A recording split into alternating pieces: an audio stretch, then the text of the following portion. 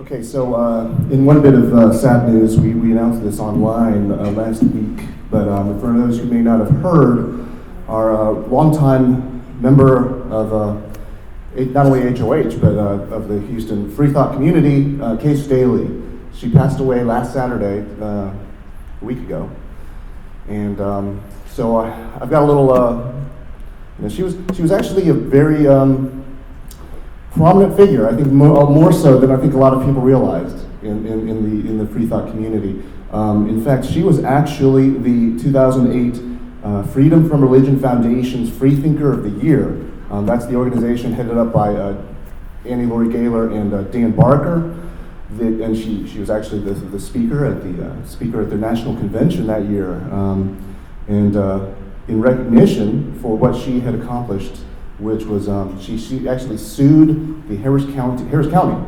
She actually sued and won over the presence of a Bible monument that used to be there, that was on display outside the courthouse, and she challenged that on constitutional grounds, and actually won the lawsuit for that.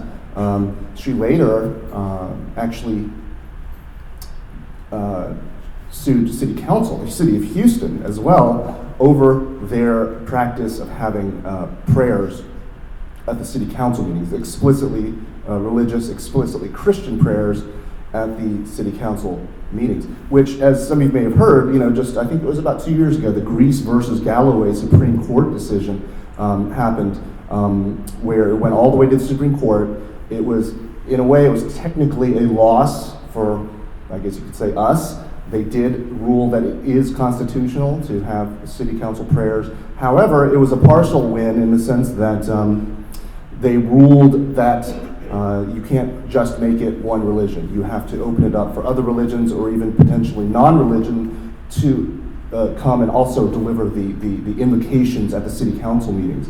And as a result of that, since that case, Supreme Court case occurred, there's been numerous instances of humanists and atheists who have spoken before City Council, giving the invocations.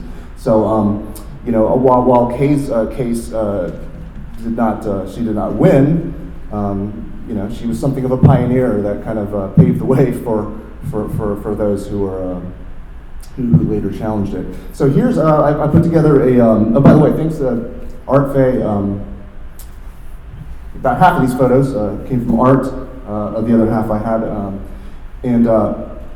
Art has been helping out with her, the situation. Now that she passed away, there was some uncertainty with regard to what she wanted and some difficulty contacting family. And if anybody does have information... Where's the Bible? Yeah, so that's the Bible monument that... So Art Faye is right here, if you want to raise your hand, Art. Yeah, if anybody has any info, contact info for family or any info, regarding... now they did find a will, so... I think they're making progress there. But anyway, if anybody has info, please contact Art Faye right there. And so I did have a little short reading here. This is actually just an excerpt from her speech at the Freedom from Religion Foundation's annual convention, where she talked about the Bible monument case, and it's pretty amusing. She also actually came and spoke. You see the video, the photos there. She spoke at HOH just a couple of years ago, where she also talked about some of this. That video, of course, it's out there on the YouTube, HOH YouTube.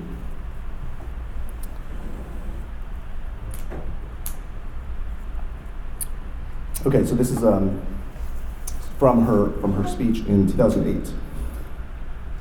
So so in 1956, that's when the monument was actually built. A man named Carlos Morris decided that he would honor his friend William Mosher, who started the Star of Hope. Which is still going now. It feeds and houses homeless people.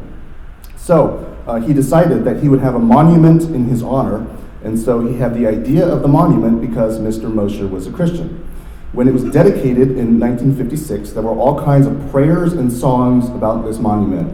Then in 1988, a group of atheists decided they would go challenge Harris County and ask them to remove it. At that point, the Star of Hope decided they didn't want to get into any litigation. So from 1988 until 1995, it was used as a trash can. Presumably without the Bible in it, I assume they took it out first before they. Okay, but in 1995, with the rise of the religious right, we got a bunch of new judges. One of them, John Devine, ran on the platform of putting Christianity back in government. So the minute he got into office, he decided that he would redo this Bible display. Not only did he get it refurbished, but they took these tacky red purplish neon lights and put them around it. Of course, Houston is humid, so the humidity would get under the glass and the condensation would drop.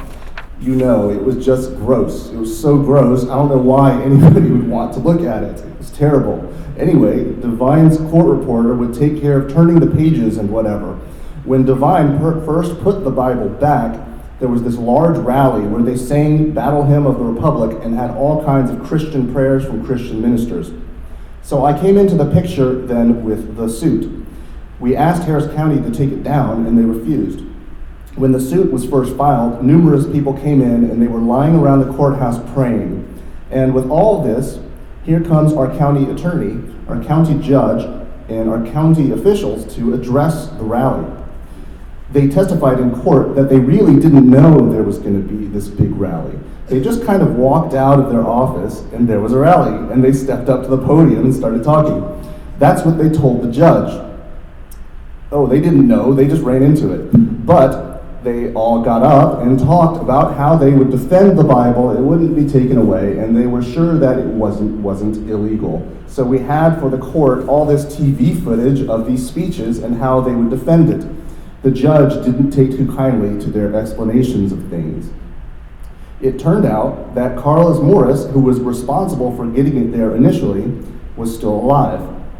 Well, the county called him to the stand, and he started to tell about how he was responsible for having the Bible monument erected there, and that it represented Mr. Moshe's Christian beliefs. And also, it showed that we were a Christian nation, and if everybody would be a Christian, we would not be sending foreign aid to India. The county called him to the stand. We did not even know of his existence, so he was just a great help to us. Then the county commissioner got on the stand, and my lawyer, Mr. Callanan, that's Randall Callanan, y'all may know, a lot of y'all know him, he's been a speaker here as well before. Mr. Callanan asked him if he knew, if the county commissioner knew Mr. Moshe. He said, well, yeah, he thought he'd met him several times. And so my attorney said, did you know he died in 1946? That was before the commissioner was born. Anyway, we had a lot of breaks. The county just flubbed around a lot. The county really tried to contend, number one, that it was not a religious display. And their whole case was based on that it was a monument and not a religious display. I don't know where they figured they were going to go with that. Okay, so then she talks more. Then essentially she won the case when the judge decided that a reasonable observer would think that the county was endorsing this display, and so he thought that made it unconstitutional. Okay, and then she also told this other story that was pretty funny with regard to the Harris County Democratic fundraiser dinner that she attended, where they would hold prayers before the events. She decided she was going to speak up about it. So I went back to the table and I said, you know, ladies, they're going to try to do a prayer here tonight, and I am not in favor of this. Let's all go up to the podium and stand there, and let's say that we think it's inappropriate to have a prayer. I started walking up. They were following me. About halfway up, they went back to their table, and I was left alone. The MC was there, and he said, "Are you on the program?" I said, "Yeah, now I am." And I said, I thought it was very inappropriate that we were having prayers at a Democratic dinner where we were supposed to be practicing toleration of all people, and we were pluralistic and supported separation of church and state, and I thought it was inappropriate. So as a result of that, there was no more praying at the local Democratic events.